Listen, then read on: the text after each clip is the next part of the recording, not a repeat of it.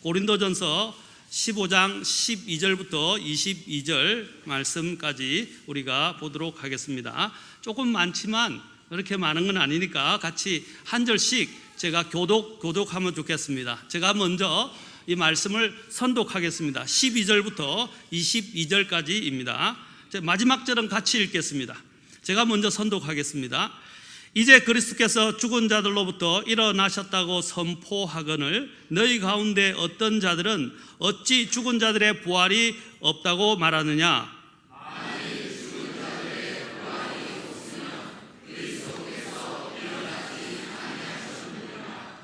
또 그리스도께서 일어나지 아니하셨으면 우리의 선포하는 것이 헛것이요 너희의 믿음도 헛것이며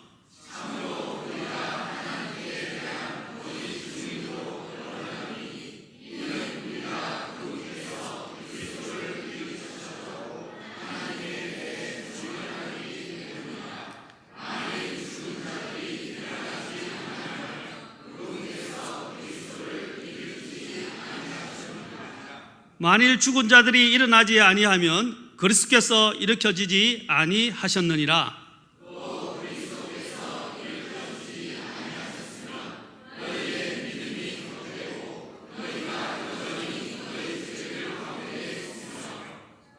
따라서 그리스도 안에서 잠든 자들도 멸망하였느니라.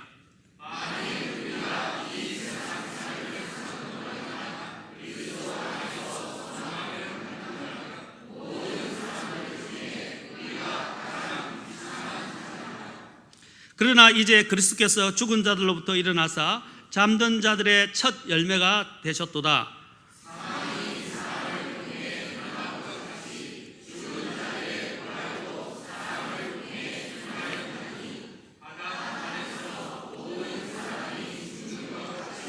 그리스도 안에서 모든 사람이 살게 되리라. 기도하겠습니다. 하나님, 이 시간을 주님께 권능의 손에, 은혜의 손에 의탁합니다. 모든 것을 주장하시고 영광 받아 주옵소서. 우리 주 예수님의 존귀하신 존함을 받들어 기도합나이다. 아멘. 앉으시겠습니다. 오늘은 제가 부활의 중요성과 그 의의에 대해서 말씀드리고자 합니다. 기독교의 기초는 부활에 있습니다. 소위 세상사에서 전 세계의 성인들이라고 불리는 자들은 모두 무덤을 가지고 있습니다. 불교의 창시자로서 부처라고 부르는 석가모니는 BC 7세기에서 6세기경에 걸쳐서 살았었는데 그는 80세를 향유하지 못하고 죽어 무덤 속에 묻히게 되었습니다. 그리고 다시 살아나지 못했습니다. 이슬람 종교의 창시자요 예언자라고 불리는 마호메트는 무하마드 또 모하메드라고 불려지는데 보통 우리가 마호메트라고 부릅니다. 그도 AD 570년에서 632년경에 살았었는데 그도 62세를 누리지 못하고 많지 않은 나이에 죽어서 무덤 속에 묻히게 되었고 다시 살아나지 못했습니다. 또 유교의 시조라고 불려지는 공자도 BC 551년부터 479년경에 살았었는데 72세만 누리다가 죽어서 무덤에 묻혔습니다. 그리고는 다시 살아나지 못했습니다. 전 세계의 4대 종교의 창시자들이라고 알려진 자들은 모두 죽었고 무덤에 묻혔으며 결코 다시 일어나지 못했습니다. 한 분을 제외하고는. 인류가 존재한 이후에 누군가 죽었다가 살아났다는 이야기는 없었습니다. 성자로 추앙받는 수많은 종교 창시자들이 이 땅에서 살다가 죽어갔지만 그들 중에 어느 누구도 죽었다가 다시 살아났다는 이야기를 하는 종교는 없습니다. 그러나 33년 반을 지상에서 살다가 죽어 묻히셨고 또 그리고 무덤을 열고 일어나 다시는 영원히 죽지 않고 사시는 분이 계신데 그분이 바로 우리가 믿음의 대상자라고 하는 바로 우리 주 예수 그리스도이신 것입니다. 마태복음 21장 28장에 보시면 이러한 말씀이 있습니다. 안식일이 예수님이 십자가에 못 박히시고 난 그 다음에 바로 안식일에 끝나고 주의 첫날이 밝아왔을 때 막달라 마리아와 다른 마리아가 돌무덤을 보러 왔었습니다. 그들은 주님의 이 빈자리를 보고 깜짝 놀랐습니다. 그때 천사가 흰옷을 입은 자가 나타나서 이렇게 말했습니다. 그분은 친히 말씀하신 대로 일어나셨으므로 여기 계시지 아니하니라. 와서 주께서 누우셨던 것을 보라라고 말했습니다. 여기 계시지 아니하느니라. 얼마나 놀라운 선언입니까? 마가복음에서도 또 동일하게 이렇게 말하고 있습니다. 너희가 놀라지 말라. 너희가 십자가에 못 박히신 나사렛 예수님을 찾는구나. 그분은 일어나셨고 여기 계시지 아니하니라. 그들이 그분을 두었던 것을 보라 라고 말하고 있습니다. 또 누가복음에서도 보면 동일하게 그분은 여기 계시지 아니하고 일어나셨느니라. 그분께서 아직 갈릴리에 계실 때 너에게 어떻게 말씀하셨는지 기억하라. 요한복음에서도 동일하게 그들이 돌무덤에서 예수님의 시신을 찾았지만 없었다고 요한복음 20장에서 말하고 있습니다. 다시 말해서 그들은 뭐라고 말하느냐면 여기 빈 무덤을 보라라고 말하고 있는 것입니다. 그 말은 우리 주님께서 죽음에 붙들려 있지 아니하고 다시 살아나셨다는 것입니다. 성경의 사복음서는 모두 예수님의 부활을 기록하고 있습니다. 왜냐하면 이것은 매우 놀라운 사건이기 때문입니다. 어떤 사건이 사복음서에 다 기록된 사건이 성경에 몇 안 됩니다. 사복음서가 모두 기록하여 이 부활을 증언하고 있다는 것은 대단히 중요한 사건이라는 것을 시사해 주는 것입니다. 이것은 정말 대사건이며 구속의 역사에 있어서 대전환점이 되는 사건입니다. 사복음서는 모두 다 그분은 일어나 여기 계시지 아니하니라 라고 선언하고 있는 것입니다. 모든 종교는 죽음의 종교입니다. 오직 기독교는 종교에 속하지 않습니다. 근데 오직 기독교만이 바로 부활과 영생이 있는 진리입니다. 예수님의 빈 무덤이 그것을 잘 말해주는 것입니다. 많은 사람들이 이 죽음의 종교를 붙들고 영원한 생명을 얻고자 사력을 다하고 있습니다. 그러나 그 끝은 비참한 죽음밖에는 주지 못한다는 것입니다. 그러나 우리 신자는 죽었으나 무덤을 열고 부활하신 생명의 주이신 예수 그리스도를 믿는 믿음을 통해 영원한 생명을 선물로 얻게 되었다는 것은 얼마나 놀랍고 감사한 일인지 모릅니다. 오늘 이상하게도 하나님이 미리 예배하셨는지 원래 제가 사용하려던 예화가 주보에 나와 있고 또 제가 또 오늘 이 설교 가운데서 미리 준비한 그 한 시가 있는데 그 시가 오늘 찬양대에서 불렀던 시예요. 놀랍지 않습니까? 바로 하나님께서 예비하신 것 같아요. 나를 위해서. 무덤에 머물러 예수 내 구주 새벽 기다렸네. 예수 내 주 원수를 다 이기고 무덤에서 살아나셨네. 헛되이 지키네 예수 내 구주 헛되이 봉하네 예수 내 주 원수를 다 이기고 무덤에서 살아나셨네. 어둠에서 이긴 예수 나와서 성도와 함께 길이 다스리겠네. 사셨네 예수 다시 사셨네. 거기 못 가두네 예수 내 구주 우리를 살리네. 예수 내 주 원수를 다 이기고 무덤에서 살아나셨네. 어둠에서 이긴 예수 나와서 성도와 함께 길이 다스리겠네. 사셨네 예수 다시 사셨네. 이 곡은 얼마나 성경적으로 작곡되었는지 정말 감탄스럽습니다. 이 부활절 찬송가는 부활절에 우리가 부르는 찬송가는 1874년에 침례교 목사님이신 로버트 로우리에 의해서 작사되고 작곡되었습니다. 그는 미국의 남북전쟁의 결과로 정신적으로 또 경제적으로 굉장히 큰 곤란에 처해 있던 그 사람들에게 또 큰 시리와 고통 가운데 빠져있던 성도들에게 위로와 소망을 주기 위해서 여러 편의 찬송을 작곡을 했었는데 이 찬송가가 바로 오늘 제가 아까 인용했던 누가복음 24장 6절에 그분은 여기 계시지 아니하느니라 아니하고 일어나셨느니라 라는 이 말씀을 기초로 해서 작곡되었던 것입니다. 바로 이런 죽음과 같은 이런 열악한 상황 속에서도, 이런 전쟁의 열악한 피폐 가운데서도 바로 부활하신 예수님처럼 우리가 이러한 모든 우리의 어려움과 공경과 심지어는 대적들을 이기고 무덤에서 이기고 일어나신 예수님에 대한 고백을 담은 이 찬송 시가 얼마나 은혜롭고 감동적인지 모릅니다. 이 목사님은, 로버트 로우리 목사님은 우리가 사랑하는 많은 곡들을 작사 작곡하셨어요. 성자의 귀한 몸, 나의 죄를 씻기는, 날 위하여 십자가에 나의 갈 길 다가도록 주 음성 외에는, 이 눈에 아무 증거 아니 배워도 무덤에 머물러, 오늘 불렀던 바로 그런 모든 곡들을 이렇게 하나님이 주신 감동으로 작사 작곡했는데 얼마나 성경적이고 은혜로운지 모릅니다.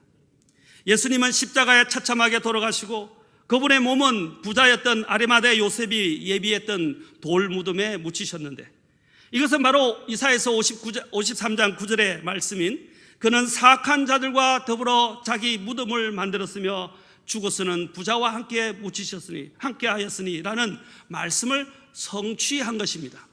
예수님의 그 죽음과 부활은 성경에 대언되어 있는 것이었습니다. 여러분이 아마 어떤 점쟁이가 잘 맞춘다 그렇게 하면 아마 그쪽으로 다 몰려갈 거예요.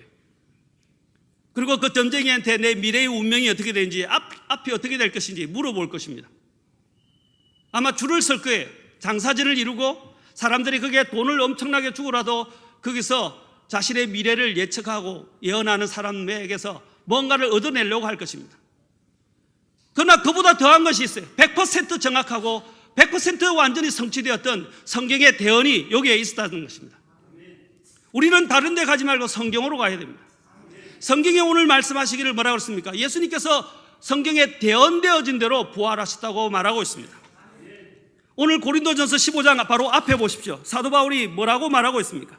15장 바로 앞에 보면 사도 바울이 힘주어서 이렇게 말하고 있습니다. 내가 또한 받은, 3절에 보면 내가 또한 받은 것을 무엇보다 먼저 너희에게 전하였느니 그것은 곧 성경 기록대로 그리스도께서 우리의 죄들로 인하여 죽으시고 묻히셨다가, 잘 보십시오, 또 성경 기록대로 셋째 날에 다시 살아나시고, 성경에 대언이 되어 있었다는 사실입니다. 얼마나 놀라운 사건인지 모릅니다. 그래서 성경 대언대로 예수님께서는 바로 사악한 자라, 강도보다 더 못한 사람 취급받아서 십자가에 처해져서 또 죽게 되셨습니다. 뿐만 아니라 그분은 또 성경이 대언한 대로 부자와 함께 묻히시게 되었습니다. 그 무덤은 돌무덤이었으며 큰 돌을 굴려서 그 돌무덤의 입구를 막았던 것입니다. 마태복음 27장 62절부터 보게 되면 예수님의 몸이 그 무덤에서 탈출해 나오는 것은 불가능한 것임을 잘 보여주고 있습니다. 수제사장들과 바리새인들이 예수님이 죽었던 그 다음날에 그 빌라도에 가서 이르기를, 각하 저 속이는 자가 아직 살아 있을 때에 말하기를 내가 사흘 뒤에 다시 일어나리라 한 것을 우리가 기억하노니, 그러므로 명령하사 그 돌무덤을 셋째 날까지 굳게 지키게 하소서. 그의 제자들이 밤에 와서 그를 훔쳐가고 자기 백성에게 이르기를 그분께서 죽은 자들부터 일어나셨다 하면 마지막 잘못이 처음 것보다 더 나쁠까 염려하나이다 하고 빌라도에게 요청하자 빌라도가 파수꾼을 세워서 잠도 이루지 않고 사흘을 꼬박 그것을 굳게 철동같이 지켰다는 것입니다.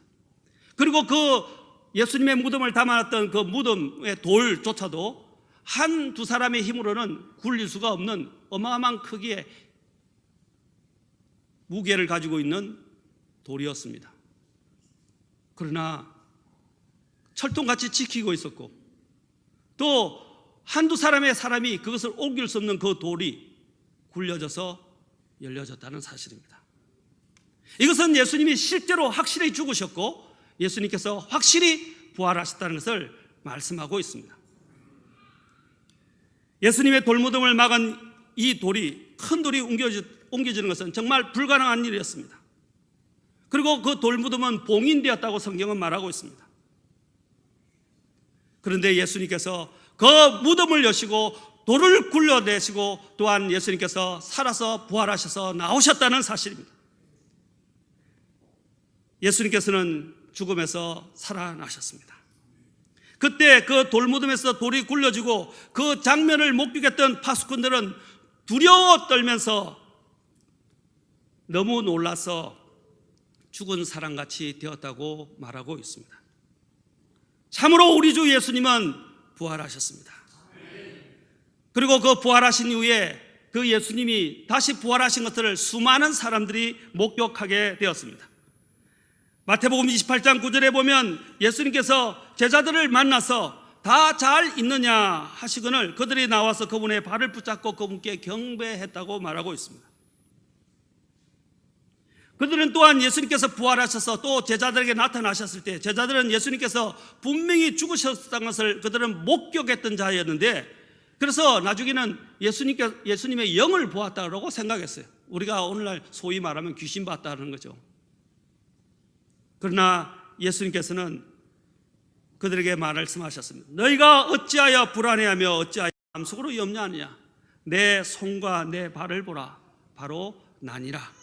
나를 만지고 또 보아라. 영은 살과 뼈가 없으되 너희가 보는 바와 같이 나는 있느니라. 나중에 제가 영지주의자에 대해서 잠깐 언급을 할 것인데, 이 영지주의자들이 그때 그 당시에 이제 나중에 나오게 되는데, 그들의 이러한 가르침을 거짓되다는 것을 오늘 주님께서 먼저 말씀해 주셨습니다. 영은 살과 뼈가 없으되 너희가 보는 바와 같이 나는 있느니라. 예수님이 십자가에 못 박히신 그 손과 발을 그대로 지닌 채 부활하셨다는 것입니다. 그것이 예수님의 우리를 향한 사랑의 흔적인 것입니다. 예수님께서 죽은 자로부터 부활하신 것은 우리의 죄들을 그분의 죽음으로 속죄하시고 그분께서 부활하신 것 같이 그분을 믿는 모든 자들이 그분과 같이 생명의 부활을 할 수 있게 하시기 위해서 부활하신 것입니다. 시편 89편 4절에 48절에 보면 살아서 죽음을 보지 않을 자가 누구이니까 그가 무덤의 손에서 자기 혼을 건질 수 있으리까 라고 한탄하며 이야기했습니다. 이 죽음, 인간의 최대의 원수이고 가장 두려운 원수 중에 하나인 이 죽음, 사망은 과연 어디서 온 것입니까? 인생에 있어서 가장 비참한 사실은 바로 죽음이라고 할 수 있습니다.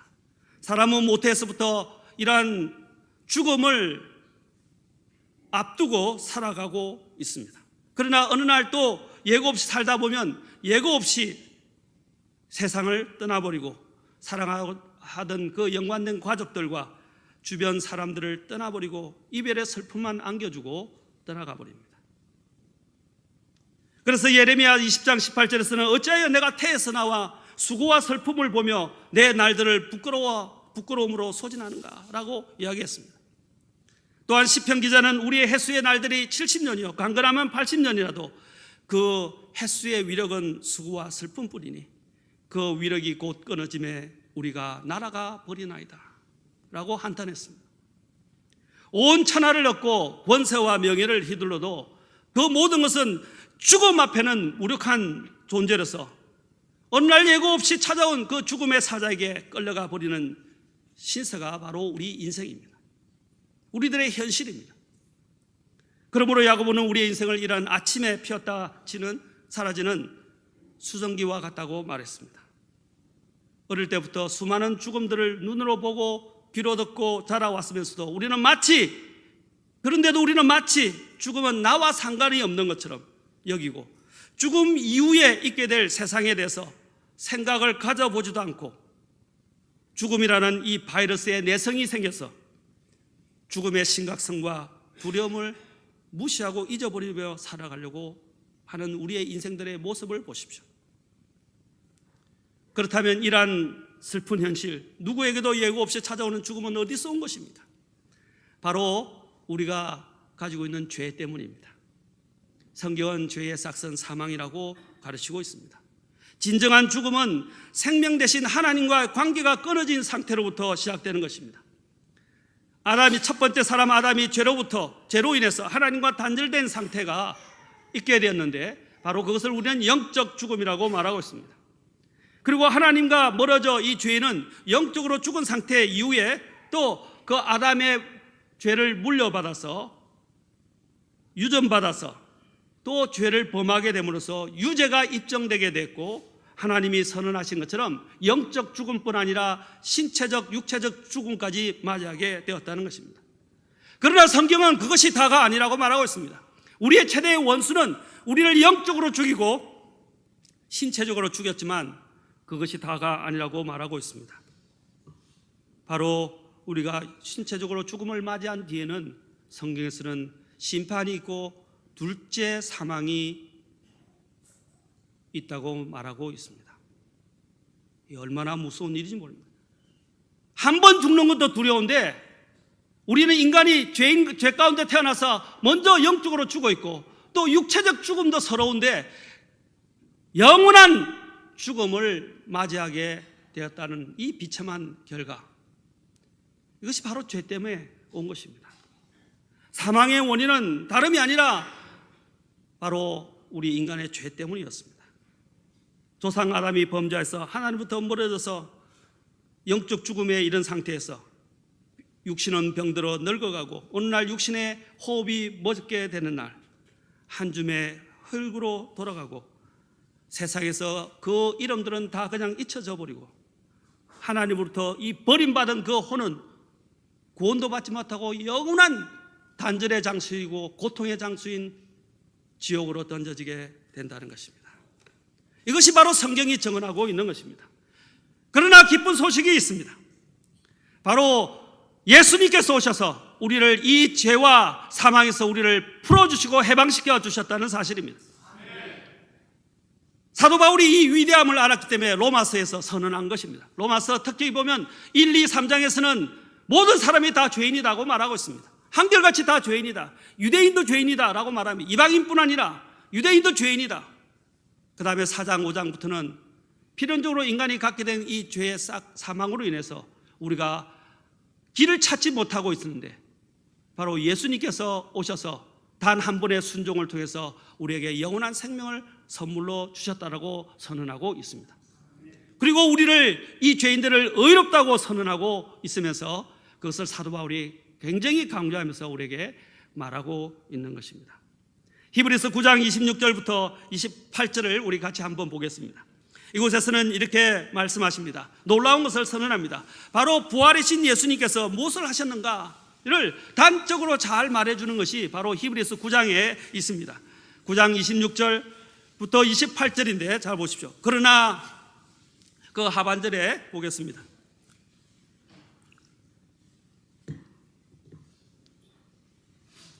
그러나 이제 세상 끝에 그분께서 단 한 번 나타나사 자신을 희생물로 드려 죄를 제거하셨느니라. 아멘.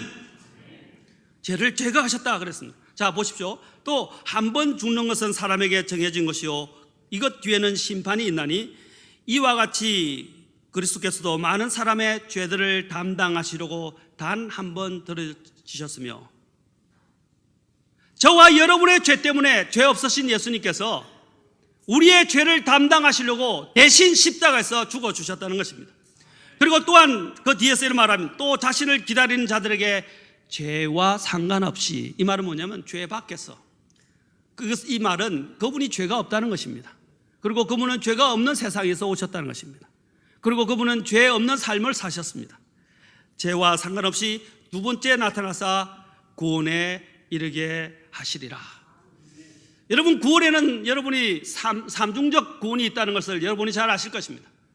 첫째는 우리가 예수 그리스도를, 부활하신 예수님을 믿게 될 때에 우리는 죄의 형벌로부터 구원을 받습니다. 영원히 구원받습니다. 모든 죄가 용서받습니다. 그런데 이제 예수님을 믿었지만 또 제가 죄를 짓게 돼요. 안 짓고 싶은데 나도 모르게 또 실수도 하고 또 죄를 짓게 되고 영적으로 실패합니다. 이것이 바로 우리가 말할 때 죄의 권능이라고 말합니다. 처음에 예수님께서 오셔서 우리가 예수님을 믿을 때 죄의 형벌로부터 구원을 받았지만 이제는 우리는 죄의 권능, 죄가 세력을 갖고 있는데 살아서 역사하는데 그 죄의 세력으로부터 우리는 날마다 구원을 받게 됩니다.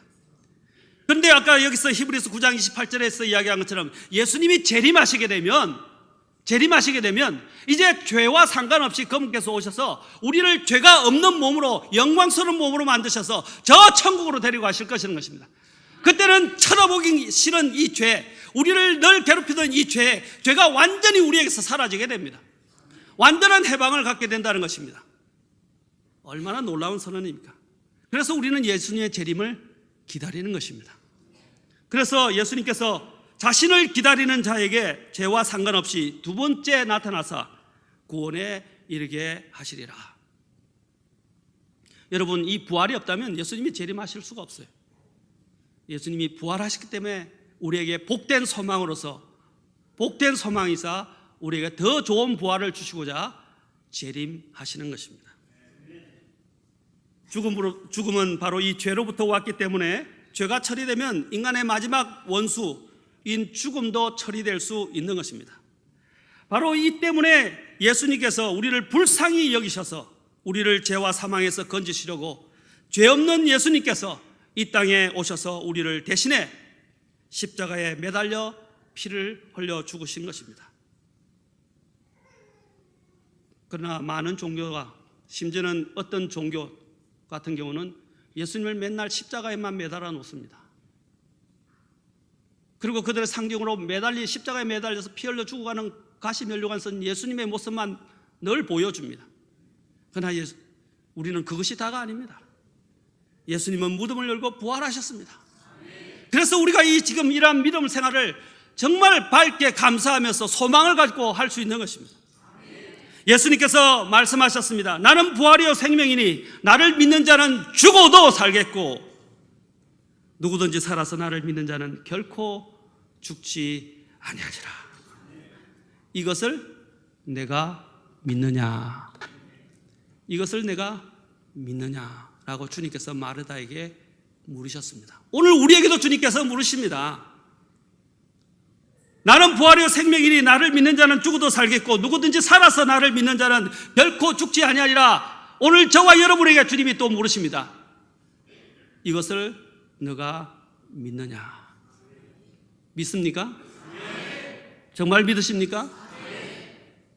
이 부활의 주님을 믿지 않는다면 사망밖에 없습니다. 예수님은 본래 하나님의 본체이셨습니다. 예수님은 참 하나님이시고 하나님께서 바로 이 인간의 이 낮은 몸을 입고 이 땅에 오셨던 것입니다. 우리를, 저와 여러분을 죄와 사망에서 건지시려고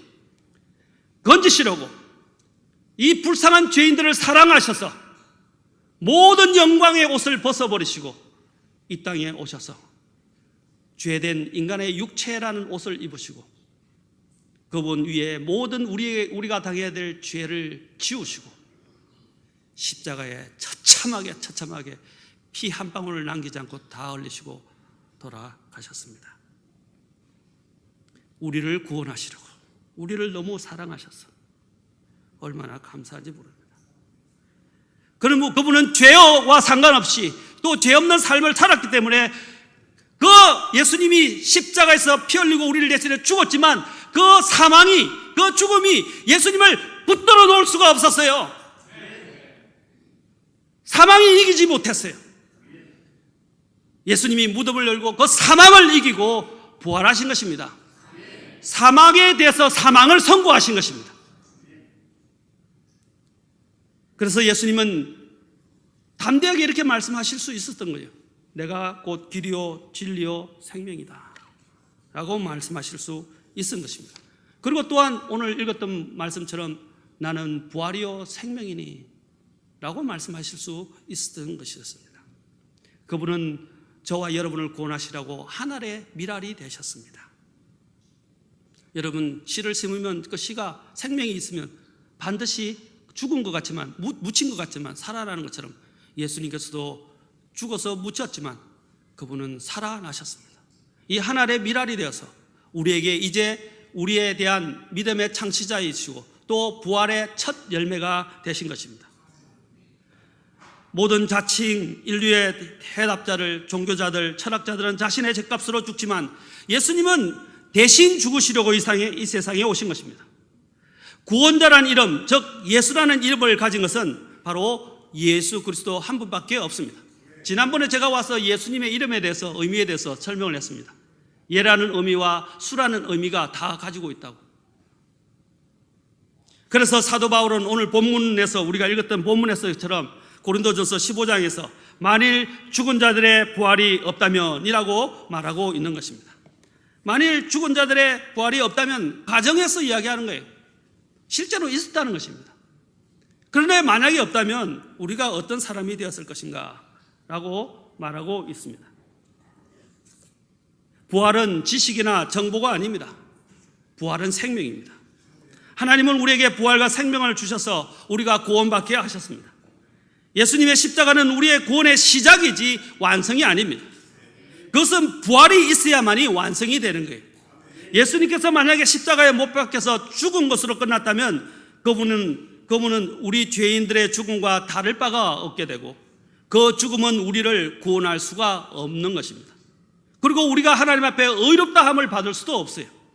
고린도후서 5장 21절을 보면 우리의 칭의를 위하여 일으켜주셨다라고 말하고 있습니다. 우리가 의롭게 될 수 있었던 것은 예수님의 부활이 있었기 때문입니다. 이 부활하심으로 말미암아서 영원한 구원이 완성된 것입니다. 부활은 과학적으로 이해되어지지 않고 논리적으로 증명되지 않고 이성적으로 이해되어지지 않을 수 있습니다. 그러나 성경의 이 부활은 아까도 말씀드린 것처럼 성경의 대언대로 성취되었고 또 이것은 실제 있었던 역사적 대사건이며 실제 사건입니다. 죽음을 우리가 예수님께서 3일 동안 왜 무덤에 갇히셨는지 아십니까? 왜 안 일어난지 아십니까? 사람은 이제 사흘이 되면 썩습니다. 시신이 썩어요. 그런데 사흘이 돼서 일어난 사람들도 간혹 있었다고 이야기합니다. 그러나 나흘이 되면 아무도 나흘이 되어서 썩은 상태에서 부패해가는 상태에서 살아난 사람은 없습니다. 그래서 예수님께서 실제 예수님이 진짜로 죽으셨다는 것을 보이시려고 3일 동안 무덤에 있었던 것입니다. 이것 또한 성경의 대언의 성취입니다. 예수님께서 말씀하셨어요. 요나가 물고기 뱃속에서 3일 주야로 있었던 것처럼 예수님께서도 지옥에서 3일 주야로 있을 것이라고 성경은 대언하고 있습니다.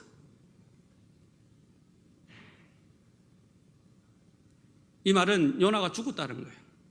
그 요나의 대언을 성취하시려고 예수님께서도 땅의 심장부에서 3일 주야로 계셨다가 3일 후에 부활하셨던 것입니다. 꼬박 3일 주야를 있었던 것입니다. 그것은 예수님이 진짜로 죽었다는 사실을 말해줍니다. 뿐만 아니라 예수님은 또한 초자연적인 하나님의 권능으로 또한 일어났다고 말하고 있습니다. 죽은 자의 부활이 없다면 고린도전서 오늘 읽었던 12절부터 22절까지 보면 그리스도께서 일어나지 아니하시고 아직 무덤에 예수님이 있었을 것이라고 말하고 있습니다. 그리고 또한 우리가 선포하는 그 복음조차도 우리가 애쓰는 모든 것들이 다 헛되다고 말하고 있습니다. 또 우리가 지금 신앙생활하는 믿음도 헛됩니다. 오늘같이 날씨 좋은 날 사람들은 바깥에 가고 구경하러 다니고 놀러 다니고 그렇죠? 매번 주말이 되면 이제 주 5일째가 되니까 사람들은 놀러 가기에 바쁩니다. 여가 생활하기에 바쁩니다. 근데 우리는 뭐 한다고 여기 와서 시간 들이고 체력 소비하고 에너지 낭비하고 돈까지 내요. 세상 사람들 보면 이해가 안 가요. 미쳤죠. 미쳤지 않습니까? 그런데 왜 우리가 이 날에 와서 하나님께 경배를 하는 것입니까? 바로 부활이 있기 때문입니다. 만약에 우리가 이 부활이 없었다면 우리의 믿음도 오늘 본문에서 이야기한 것처럼 헛되다는 것입니다. 그리고 우리가 복음을 전하고 이렇게 하는 모든 것들이 다 가식이 되고 다 거짓된 것이 될 것입니다. 그래서 거짓 증인으로 판명된다고 말하고 있습니다. 뿐만 아니라 우리의 죄의 문제도 부활이 없다면 해결이 안 됐다고 말하고 있습니다. 여러분, 예수님이 십자가에서 우리 죄 때문에 돌아가셨지만 예수님이 부활하지 않다면 우리는 그냥 거기서 끝나는 거예요. 그리고 사도 바울이 마지막에 말하지만 우리가 여전히 모든 사람들 가운데서 가장 비참한 사람이 되었을 것이다. 저와 여러분이 만약에 예수님 부활이 없다면 가장 찌질이고 가장 불쌍한 사람들이에요. 놀지도 못해요. 그렇죠? 제대로 즐기지도 못해요. 할 것도 못해요. 가장 찌질한 사람이에요. 그런데 우리는 가장 행복한 사람입니다. 가장 복된 사람이에요. 얼마나 감사한지 모릅니다. 바로 이러한 불행이 예수님의 부활 때문에 우리의 삶에 일어나지 않은 것입니다. 예수님께서 바로 죽은 자 가운데서 일어나셔서 잠자는 자들의 첫 열매가 되셨기 때문입니다. 이 말도 대단한 선언입니다. 그리스도께서 잠자는 자들의 첫 열매가 되셨다. 바로 우리의 본이 되신다는 것입니다. 우리의 모든 본보기가 되신다는 거예요. 그 예수님처럼, 예수님이 부활하셨던 것처럼 우리 또한 부활할 것이라고 말하고 있습니다. 이 때문에 우리의 믿음의 선배들이 얼마나 처참한 죽음 가운데서도 죽어가면서 순교를 당하면서도 그 죽음의 대열에 참여했습니까? 예수님의 12제자들도 다 죽음의 대열에 참여했습니다. 제가 오후 예배 때 그거 살펴볼 것입니다. 히브리서 11장 35절에서도 여인들도 자기의 죽은 자를 다시 살려받기도 하며 다른 이들은 고문을 당하되 더 좋은 부활을 얻으려고 구출받기를 원치 아니했다 그랬습니다. 어떤 부활요? 이건 뭐냐면 그냥 사람이 죽었다 살아난 사람도 있다고 그래요. 그러나 그 사람은 다시 죽었어요. 지금 여기서 말하는 더 좋은 부활은 뭡니까? 살고 다시 영원히 죽지 않는다는 거예요. 이 영원한 생명을 주시려고 주님이 오신 것을 믿었던 사람들은 이 세상의 삶에 매이지 않았다는 사실입니다. 자신의 목숨조차도 귀하게 여기지 않았다는 것입니다. 이게 얼마나 엄청난 선언입니까? 이 당시에 사도 바울이 만일 죽은 자들의 부활이 없다면 그리스도께서 일어나지 아니하셨으리라 라고 말했을 때 그 당시에 영지주의들이 팽배하고 있었습니다. 영지주의라는 것은 그들은 부활을 믿지 않고 영은 고귀한 것이요 육은 열등하고 천박한 것이라고 믿었던 것입니다. 그래서 예수님께서 육체로 오신 것이 아니라 영으로 우리와 잠시 함께 있다가 떠난 것이라는 주장을 하게 되었습니다. 이 교리를 받아서 만들어진 단체가 통일교와 애청교 이런 데예요. 예수님이 과연 영으로만 오셨다가 영으로 부활하셨나요? 주님께서 뭐라고 그랬어요? 아까 내 손과 못 박혔던 손과 발을 보라 그랬습니다. 예수님은 실제로 육체적으로 부활하셨어요. 그래서 요한서에서는 이렇게 말, 속이는 자들이 세상에 많이 들어왔는데 그들은 예수 그리스도께서 육체 안에 오신 것을 시인하지 아니하니라. 이런 자가 속이는 자요 적그리스도니라. 바로 이 예수님이 육체로 부활했던 것을 부인하는 자들이 적그리스도라는 것입니다. 사랑하는 성도 여러분, 이제 우리가 이 부활의 중요성을 알았다면 이제 부활의 의의를 조금 말씀드리고 마치겠습니다. 부활이 그러면 선언하는 것이 무엇입니까? 단지 우리를 죄에서부터 해방시키고 우리의 영원한 생명을 거친 데서 이야기하는 것입니까? 아닙니다. 그보다 더 깊은 의미가 있습니다. 부활은 그리스도인들의 믿음의 기초입니다. 부활은 우리의 복음에 있어서 복음의 메시지에 있어도 빠뜨려서는 안 되는 핵심 메시지인 것입니다. 그래서 고린도전서 15장에 보면 뭐라고 그랬어요? 아까 복음에 그리스도께서 성경대로 죽으시고 묻히셨다가 성경대로 다시 살아나셨다고 말하고 있습니다. 복음의 메시지, 이 복음으로 인하여 너희가 구원받았느니라 라고 고린도전서 15장 1절부터 3절에서 사도 바울이 이야기하고 있습니다. 이 복음을 위해서 구원받았다고 그래요. 그 복음 안에는 뭐가 들어있습니까? 부활이 들어있는 거예요. 여러분, 부활은 대단히 중요합니다. 옛날에는 지금 부활절이라고 특별하게 이렇게 많이 하지만 사실 우리는 매 주일이 부활이에요. 매일매일이 부활의 삶일 뿐 아니라 매 주일이 부활이에요. 그래서 주일날 와서 경배하는 거예요. 예수님이 언제 일어나셨어요? 주일에 일어났잖아요. 제 8일째 일어나셨던 것입니다. 8이라는 숫자가 뭡니까? 요즘 성경 공부하시는 목사님 수비학을 공부하신다 하더라고요. 여러분이 금요 성경 공부에서 수비학을 배우신다는데 이게 수비학을 해요. 뉴머릭스. 이 수비학에서 이야기할 때 8이라는 숫자가 뭘 의미하는지 아십니까? 새로운 창조, 새로운 시작을 이야기하는 것입니다. 예수님께서 7일을 마치고 안식하시고 난 다음에 8일째 되는 날, 첫 달, 주에 우리가 주일이라고 부르는 8일째 부활하셨다는 것은 새로운 시작을 선고하신 것입니다. 천년왕국이라고 우리가 불려지는 일곱 번째 천년왕국은 메시아와 함께 안식으로 관련되지만, 천년왕국 이후에 들어가는 그 영원 세계는 뭐라고 그럽니까? 그것이 새로운 새하늘과 새 땅과 새 예루살렘이 있게 되면서 새로운 시대가 도래하는 거예요. 그래서 부활은 새로운 시작을 말하는 것입니다. 그래서 누구든지 그리스도 안에 있으면 새로운 피조물이라, 창조물이라, 이전 것은 지나갔으니 보라 모든 것이 새롭게 되었도다. 새롭게 되는 거예요. 완전히 바뀌는 거예요. 그냥 개수하고 개조하는 게 아니라 안에 체질, 내면에서부터 완전히 싹 다 바뀌어 갈아치우는 거예요. 여러분 차를 고쳐 쓰는 게 좋아요? 새 차로 갈아타는 게 좋아요? 그렇죠?